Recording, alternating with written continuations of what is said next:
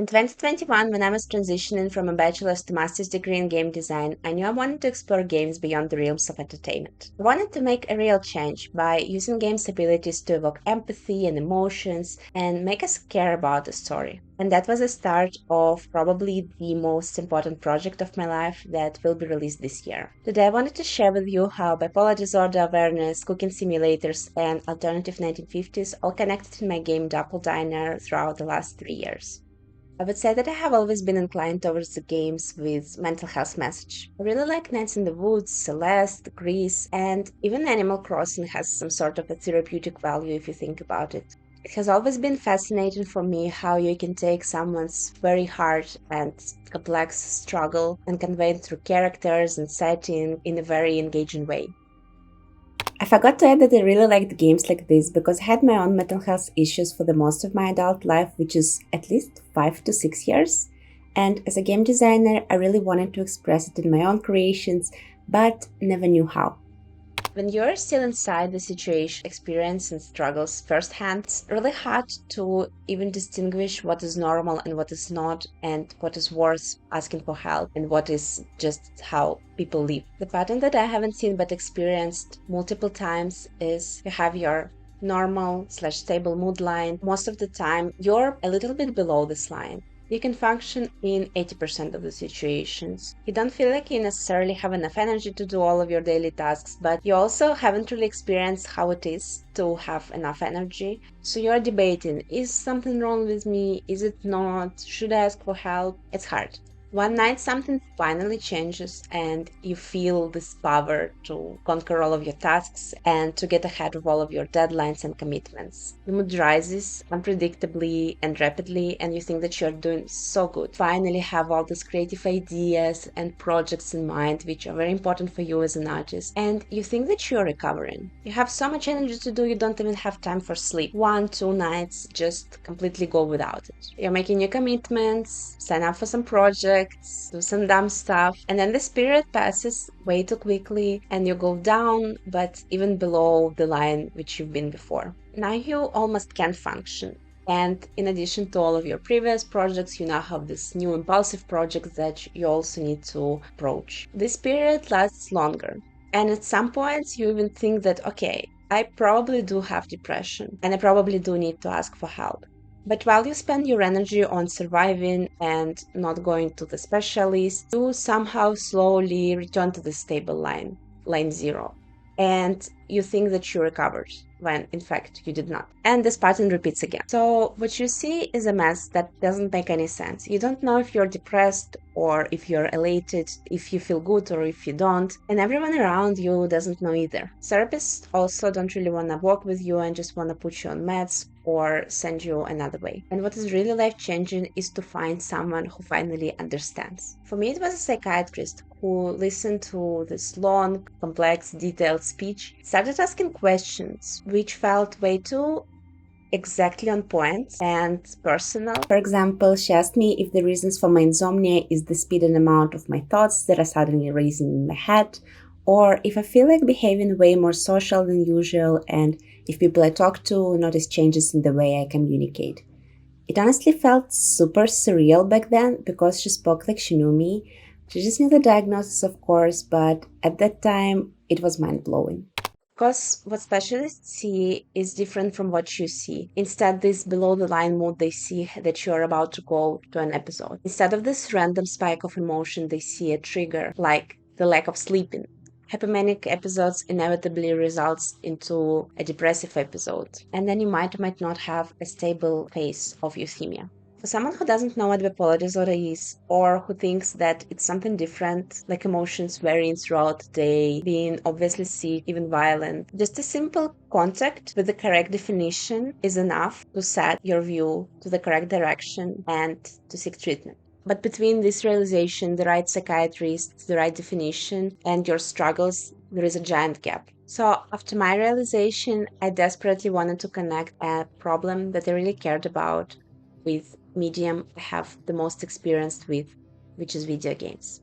I personally have always been a creative person, but I have chosen video games instead of films, animations, books, because of their unique additional level of immersion, which is interactivity. Game present a widely accessible learning environment where information is acquired in an engaging way. It is also a very empathy-evoking first-hand experience where we build our own story. Games can really shape someone's perception about literally anything. Sometimes they can do it in a negative way, portraying extensive violence or insanity or other media tropes, but sometimes they can make it extremely positive, planting little pieces of knowledge that players can take to the real world and shift their perception on mental health issues. I'm going to link some of the resources I personally like down below in description. But I'm just going to say that once I started my 3-year master's degree, I knew that I want to make a good game about bipolar disorder. During my first year, I mainly researched the question, how can I make the most impact? And the conclusion that I got is that if you want to make an educational game, you're putting yourself in a very dangerous teacher position where you're explaining people who already struggle with some conditions how are they struggling. Or you're just reminding them to take meds. They know they need to take meds. Their literal life is dependent on these meds. They do not necessarily need your reminder or your explanation. There are also a lot of ethical questions to discuss. For example, how are you going to teach about mental health without an appropriate degree? Your own research might not be enough, and there are major controversies in medical field regarding bipolar disorder diagnosis and treatment. If you involve someone in this project, bias exists. Look at the research about racial disparities as an example. And if you involved people with bipolar disorder in medical trials or focus groups, there are questions about informed consent.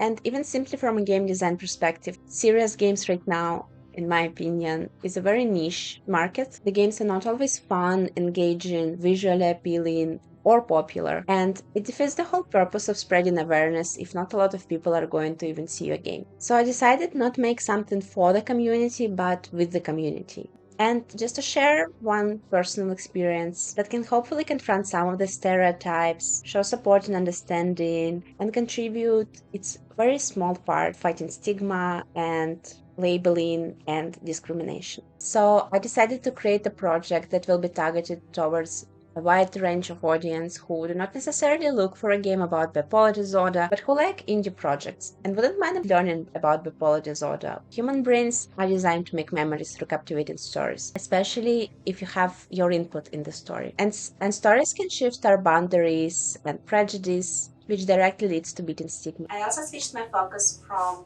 what bipolar disorder is to how does it feel to have bipolar disorder. And if you speak to people or actually just scratch the surface of forums like Reddit and Quora, people tend to use metaphorical language rather than direct one.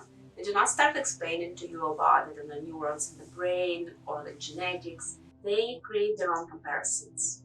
Having bipolar disorder is like being tied to a pole with a speeding bus coming straight at you, being covered by a tsunami wave, unable to resist or make a grasp of air, feeling omnipotence during mania, feeling agony staying alive during depression, riding a roller coaster, stick to your stomach, unable to get out. So in May 2022, I came up with my own metaphor, which became a core of my game, where it is like running a small spaceship diner that rotates around the planet in outer space, and based on the position of the orbit, the inside environment of the diner changes, creating 3 different conditions to deal with. And you can see my initial sketch, it's pretty straightforward that these 3 conditions represent real bipolar disorder states: stable, manic, and depressive. I imagine that every aspect of this cooking simulator, like time, amount of orders, guest reaction, difficulty, physics and gravity, visual styles would change. So you still have this gameplay loop of cooking, cleaning, communicating with customers, which stays the same, but which you approach differently based on where your diner is. You cannot completely escape these shifts, but you can have impact on their severity. Pulling an all-nighter shift, overworking, spending all of your savings money, treating resources like nothing will have impact on how massive the consequences will be where you go back to a depressive state. With just this initial idea and these sketches, I was very fortunate to get a micro grant for educational games from Global Game Jam and Atlas, and I'm really grateful that they believed in my idea and I was able to make a really big leap to a visual aesthetics. In the summer 2022, I was set on atom punk setting, which is basically the vision of the future developed in the past coming true. in my case, of how people in the 1950s thought the future would look like. I feel like my first year living in the US really influenced this choice because firstly, I was really inspired by the history and this traditional 1950s and American values, as well as just diner aesthetics that still exist throughout the States. And from these inspo pics, I went to these initial sketches. Color palette, very inspired by the time. Diner interior, again inspired by the time. And then wanted to make characters more reliable and players less overwhelmed with all of this amount of red. I made these sketches with these humanoid alien characters that are based on the animal-inspired constellations in the sky. Like we have Ursa Minor and there's a bear, or we have hounds constellations and there are hounds. It was very devastating to learn that there are no frog constellation existing as of right now, but it did exist before and I didn't include it in my game. So I started to experiment with colors, connect 1950s, this retro vibe, this futuristic vibe and spaceship. And you're going to see how through the end of 22 and the whole 2023, I worked on the aesthetics of the characters as well as the aesthetics of the diner. I did a lot of tests and showcased my game on a lot of events to determine where is the perfect position for all of the ingredients. Where do the players intuitively put the mouse on? What do they intuitively want to do? To create this really seamless experience of cooking, as well as the menu/shop screen, where you can really see how your perception of time, money, and resources changes over the states. I haven't seen a lot of games with two screens recently, but I personally remember Hell's Kitchen from my childhood and really want to replicate something similar. I think it was super fun. So as of right now, in January 2024, where I'm on my last semester of the program, I'm set to release Doppel Diner this late spring. I have a Discord server with all of the information, I post some TikToks sometimes, and soon I hope to publish a Steam page where the game will be available for free. After so many years of studying to be a game designer and working on so many projects, this is the first and the only one that I really want to showcase to the world, that I'm really proud of. Okay, the sun is almost down and I also realized that I haven't recorded the sound for like the last half an hour, so I really apologize for this. This is just my second video. I will get better, promise. My name is Maria, I'm a game designer and developer, and on this channel I'm sharing my journey of breaking into the games industry. If this video was interesting, please consider giving me a follow or a like, and I'll see you soon. Bye!